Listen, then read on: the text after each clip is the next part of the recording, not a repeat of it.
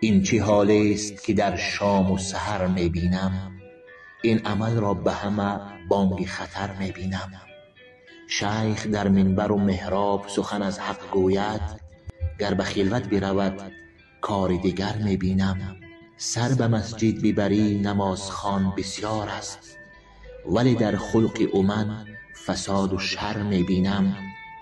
آن یکی دست دعا را به یزدان ببرد، لیک در لیست طلبش چیز دیگر می بینم.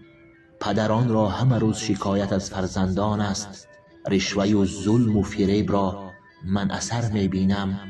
همچو صوفی به بازار پی گشت حلال، غیبت کس بتر از گوشت بشر می بینم. به مراتب به حج رفتن تو بهر چیست، یتیم پهلوی تو دست نگر می بینم. آن طبیبی که مدعی شفا است امروز، در علاج و دارویش وضع بتر می بینم. عالمان را هدف تربیه و ارشاد است، لیک امروز هدف را کر و فر می بینم.